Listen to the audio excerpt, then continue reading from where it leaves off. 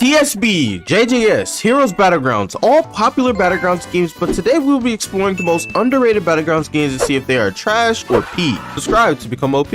Starting with Limitless, a new Jujutsu Kaisen Battlegrounds game that has recently appeared onto the scene. Now you may be thinking, what separates this game from all the other JJK Battlegrounds games? Well, its actual features present and sorta hidden within the moveset that make the two characters, Sukuna and Gojo, function much differently than the other games that feature them. Starting with Gojo, his infinity in this game works exactly as it should. Reversal Red has like two different variants, one where you jump and do it, and another one that leads into a black flash when you hit the Reversal Red on your opponent's back. Lapse Blue has an exploding Lapse Blue variant, which is also pretty cool, and then you have of course the normal Lapse Blue. You have this super cool passive when you kill someone with Gojo, basically gives you Ultra Instinct for a few seconds, Swift Beatdown, which includes a jumping variant, then Crushing Rushdown is your standard combo extension move. The domain is pretty standard as well. I mean, you have your max Reversal Red and the Lapse Blue, which is unfinished for some odd reason, the Flash Collapse move. It is super satisfying to land. But this game probably has the coolest Hollow Purple I've seen in a JJK Battlegrounds game, which is honestly pretty impressive. Damn!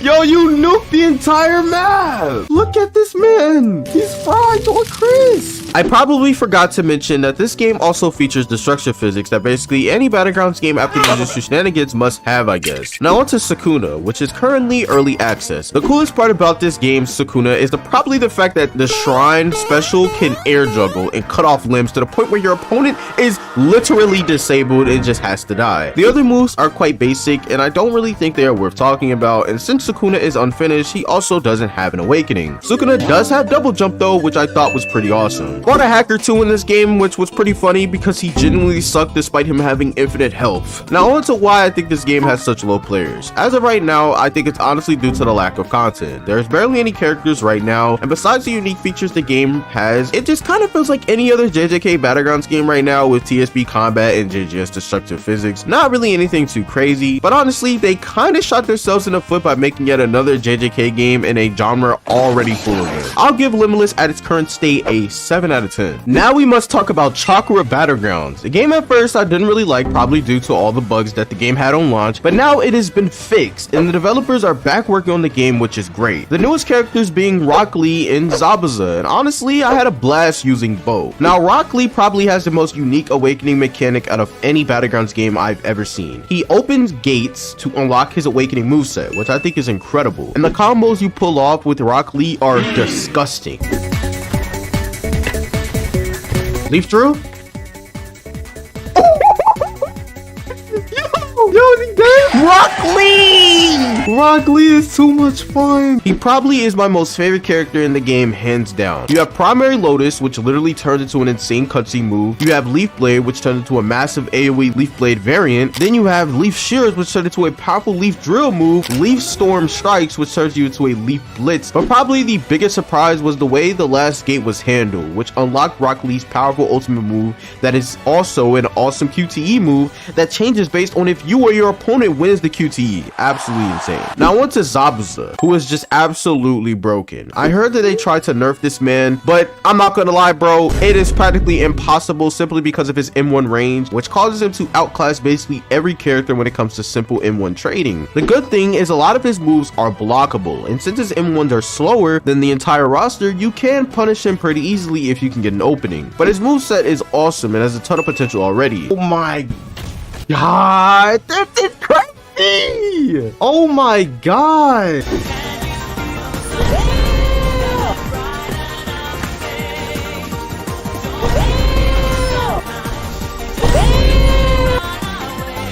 Oh! Oh! Yo! Yo! His awakening currently only has one move called Wide Cut. Wide Cut! Hey! Hey!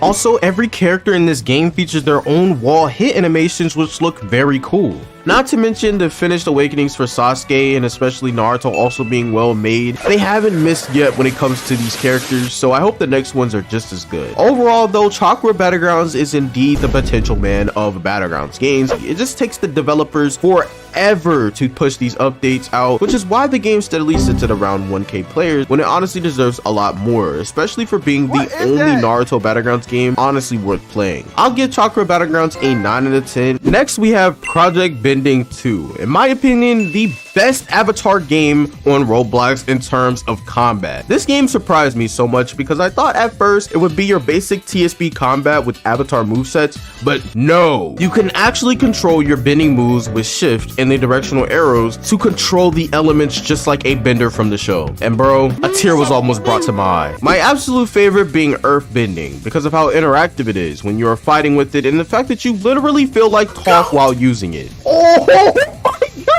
Yo, this game is insane. Why does this not have more players? I really wanted a game exactly like this on Roblox, and there's not really many out there. But maybe people don't like it because it may be simply too complex. Because besides the actual bending, the game can feel quite clunky, which is why I think the rating for this game is quite low. People load in expecting a smoother experience and kind of get let down. But I still enjoyed this game so much because it scratches that Avatar itch I've always had. I'll give Project Bending a 7.5 out of 10. And the next game is Jujutsu Beatdown. Now, I personally feel really bad for the things I've said about this game previously. I called it clunky and basically not worth playing, and those are very harsh words. So now, after replaying it, I can finally say I was wrong. Upon me replaying this game again, I had a solid time with it, enjoying some of the new characters and the newest character, Toji. What I will say about this game is that the public servers are probably the most chaotic thing you will ever experience while playing the Battlegrounds genre. I do like the fact that there is game modes that randomly happen because it can bring a sense of order to the chaos in the public servers. The game also has a boss in the game famously known as the Kuna, which is really cool to fight and gives this game something different to stand out. The strongest character, being literally freaking Virgil from Devil May Cry, also has to be unlocked by participating in these game modes. But as far as the map goes, you have these rails which get in the way a lot of the time, I'm not gonna lie, and the destruction physics unfortunately does the same thing, and it's nowhere near as optimized as Jujutsu Shenanigan's system, unfortunately. But the absolute coolest part of this game's combat system is the air combo system, which allows you to basically air combo at any time you want as long as the move permits it, or you just straight up uppercut your opponent, and this unlocks some really cool combos in the game. And the awakening moves in this game are just as over the top as I remember, and you truly feel as powerful as you would expect. Overall though, this game has truly grown on me recently. I kinda enjoy the combat system more than JGS, to be honest, because it allows me to get more creative with my moveset. I'll give Jujutsu Beatdown a nice 8.5 out of 10. Alright, so the next one is kind of a funny one, that being FNAF Battlegrounds. Now this game, I'm not gonna lie, isn't that good, but it can be fun if you are a fan of Five Nights at Freddy's, and I at least at one point was a big fan. And plus you are fighting outside of the picture area in a parking lot. It doesn't get more lore friendly than that. I tried every character in this game and each one honestly feels pretty accurate to the character itself, even down to the Bite of 87 that Foxy has as an ultimate move. Bite of 87! The Bite of 87! This is so goofy. This is just so goofy, bro. The funniest thing is the scream move, because you'll constantly hear it every time Bonnie or Freddy uses it, and it just makes the game sound like this all the time. My favorite out of the characters honestly ended up being Purple Guy because of his very fun and honestly simplistic combos. The most annoying part about this game is honestly the Golden Freddy boss fight that just randomly spawns. He just gets in the way and has a ton of HP, and he puts you to sleep sometime, which is annoying.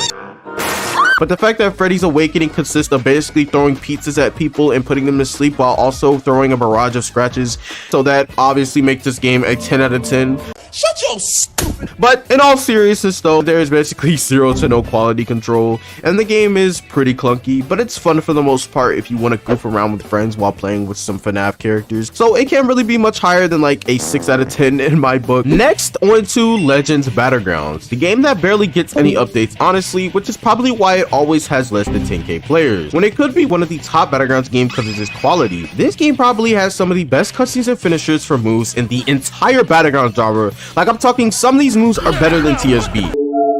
Oh my god, Rick is back. Fortunately, Shinji still isn't finished yet, and we have been waiting for absolute months, but his moveset is also really cool, and he probably is the best character in the entire game, I'm not gonna lie. Overall, however, Legends Battlegrounds feels just as good as any other Battlegrounds game, just unfortunately doesn't get updated as often as it should. I'll give Legends Battlegrounds honestly a 9 out of 10 quality-wise. Now, probably my favorite game that I've tried out today for these underrated Battlegrounds games is honestly Classic Arenas. I stumbled upon this game, and I honestly am so surprised not more what people are talking about it. It's literally a classic themed Roblox Battlegrounds game that actually kind of functions. Like, bro, but this game is awesome, despite the actual combat not really being as smooth as I wish it was, but it almost fits perfectly because Roblox Jank was a part of the classic Roblox experience through and through. The coolest part though is the many references to classic Roblox, whether that be the sound effects the moves themselves make, and of course the characters they added to the roster. Favorites like Chaletsky, Builderman, just the freaking robot, the robot tutorial bot, man. Even one of the maps allows you to literally play natural disaster survival by using text or Robux to summon a disaster, which I thought was a nice touch, and I of course had to do it to troll the map. The different ultimates each character has is also awesome and fits each character perfectly. My favorites honestly being a Parkour Ninja, surprisingly well animated cutscene ultimate, and Coil Expert randomly turning into Gojo with his gear hollow purple. And this game is what I mean by I wanted more creative and unique Battlegrounds games, because it takes the genre and spins it on its head by creating a game paying homage to classic Roblox, which will always be my favorite genre of games on Roblox because of my nostalgia, of course. I'll give this game a 8 out of 10. Definitely is super cool, and I suggest everyone at least try it out because it deserves way more than like 1,000 players. Next is Vocaloid Battlegrounds. I immediately thought this game would be dog just because it seemed like it was going to be a troll game, but to my surprise it actually was a well-made game, funnily enough. And the menu music already had me hyped. The combat surprising in this game isn't too bad, and a lot of the moves don't look half bad either. And there is a ton of different characters. Of course, the only one I recognized was Hatsune Miku. Look at what they're making my player do! I just turned into an idol! I felt so out of place playing this game though. I felt like I was the only dude in there because everyone else was cosplaying as a Vocaloid girl